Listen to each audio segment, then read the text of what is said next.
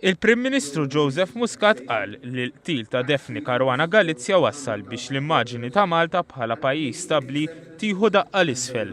Dr. Muscat qal dan f'messaġġ irrekordjat li ntwera waqt il-konferenza tal-kumpanija Ernst and Young li matula stħarriġ fost l-investituri wera li pajjiżna huwa wieħed mill-iżjed stabbli u attrajenti għall-investiment b'livell li ta' ottimiżmu.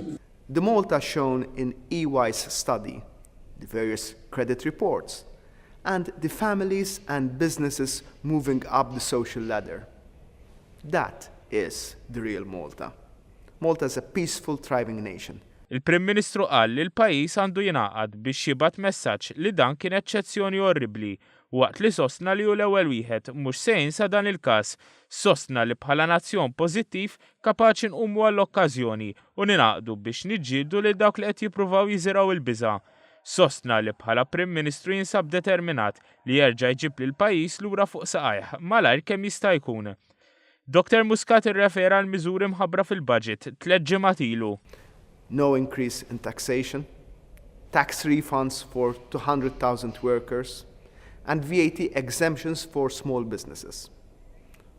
All against a backdrop of over 6% economic growth, a surplus in our finances, while introducing some €35 million worth of social justice measures and social mobility measures that show that this country is compassionate and considerate towards the well-being of those who need it most.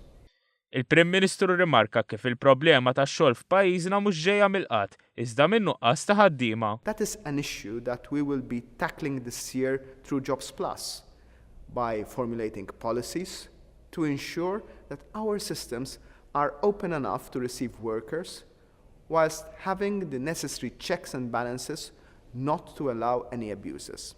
Il-Prim Ministru tkellem ukoll dwar l-opportunitajiet u l-isfidi ta' pajjiżna l-futur, l-aktar dawk fl-ekonomija diġitali. Qal li pajjiżna se jagħmel studju biex jiddiskuti r-regolamentazzjoni u s-supervizjoni ta' dawk li jipprovdu servizzi ta' investiment f'munita virtwali bħal ICOs. Dan sabiex tinħoloq pjattaforma l-investiment ġdid f'pajjiżna bħal huma s-soluzzjonijiet bankarji innovattivi.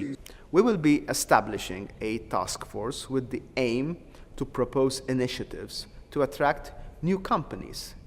Il-Prim Ministru saħaq li s-sens tiegħu ta' dover lejn kull ċittadin jikber ma' kuljum li għaddi.